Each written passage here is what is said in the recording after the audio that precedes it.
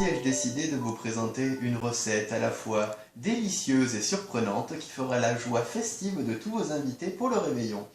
Alors pour cette recette merveilleuse, il nous faut du tabasco, de l'huile d'olive. J'utilise l'huile d'olive Cédric Casanova parce qu'à moins de 35 € le litre, je trouve que c'est dégueulasse. Un petit peu de sel, des œufs de Limpe. C'est toujours bon. Voilà. Nous allons utiliser ces ravissants petits moules en silicone absolument choupis. Et l'ingrédient principal de la recette, c'est quand même le chocolat blanc, puisque nous allons effectivement réaliser des chocolats de Noël au poisson. Donc je commence par casser le chocolat. Donc j'ai mis de l'eau à chauffer pour faire mon bain-marie. Je commence par ajouter un petit peu d'huile d'olive au fond de ma cocotte. Il n'en faut pas 100 litres, hein, l'équivalent de quoi 2-3 cuillères à soupe. C'est juste pour rajouter du gras pour qu'ensuite le chocolat fonde plus facilement. Et donc, pour l'instant, j'ai juste mis mon huile. Je rajoute mon chocolat blanc que j'ai donc cassé à l'instant. Et ensuite, nous allons attendre que tout ça fonde et soit bien homogène. Là, là, là. Et donc je fais fondre mon chocolat, vous avez vu, c'est assez, ça fond assez facilement, ça sent très très bon l'huile d'olive.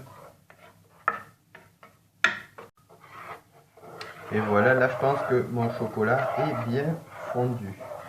Donc maintenant que c'est bien fondu, on le retire du feu pour ajouter les autres ingrédients.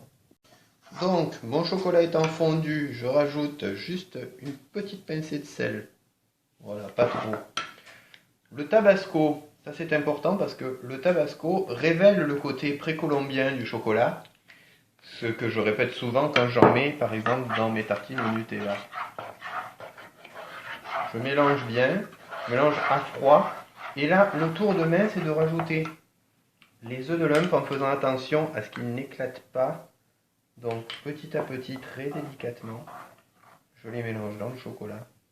J'évite de racler au fond de la casserole, justement, pour ne pas qu'ils éclatent. Bon, il y en a toujours un petit peu qui éclate dans le processus, mais voilà. Je vais peut-être en mettre un tout petit peu plus. Sinon, on ne sentira pas bien le goût iodé. Ça serait dommage, vu le mal qu'on se donne. Voilà, quand c'est bien homogène comme ça, c'est joli comme tout. Ben, il ne me reste plus qu'à verser mon chocolat dans mes moules avant qu'il n'ait trop refroidi. Voilà, bon, on a un petit peu triché au montage parce que c'est très délicat à faire, ce qui veut dire que ça met un temps fou. Et donc voilà, bon, je vire les moules qui sont vides. Nous avons nos petits chocolats qui sont bien moulés. Et ben, on va les laisser au réfrigérateur prendre. Et comme ça, quand ils seront bien durs, on pourra les démouler. Et voilà, donc là c'est démoulé, comme vous pouvez le remarquer, c'est absolument magnifique. Je pense que le plus dur, ça va être de se retenir de tout manger avant que les invités n'arrivent. Parce qu'effectivement, cet après-midi, on a des invités, on compte leur faire goûter. Et donc ce plat est absolument délicieux au dessert, accompagné par exemple d'un petit peu de banyuls. Bon appétit à tous et joyeuses fêtes!